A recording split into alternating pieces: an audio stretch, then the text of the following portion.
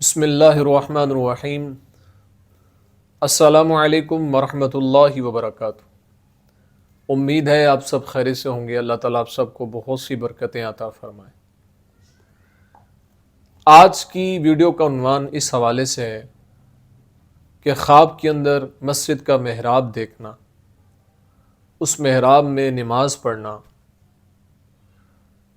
محراب میں بیٹھنا، اس کی کیا تعبیرات ہیں۔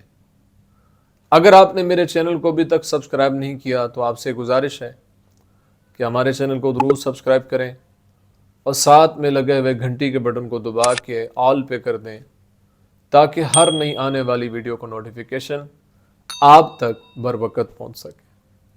اگر انسان خواب کے اندر یہ دیکھتا ہے کہ اس نے محراب میں نماز پڑھی ہے تو یہ اس بات کی طرف اشارہ ہے کہ اللہ اس کو بیٹا عطا فرمائے گا۔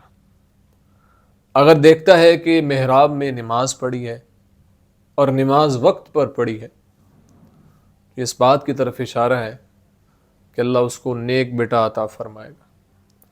اور اگر انسان یہ دیکھتا ہے کہ خواب میں مسجد کے محراب میں بیٹھا ہے تو اس بات کی طرف دلیل ہے کہ نماز میں سستی کرے گا۔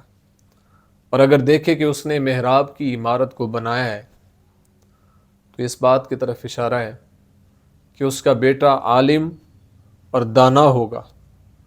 اور بعض اہل تعبیر کہتے ہیں کہ اگر انسان خواب میں دیکھے کہ اس نے مسجد کے محراب کی تعمیر کروائی ہے تو اس بات کی طرف اشارہ ہے کہ اپنا مال اللہ کی راہ میں خرچ کرے گا۔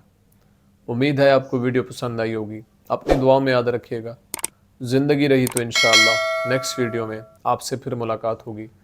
السلام علیکم ورحمۃ اللہ وبرکاتہ۔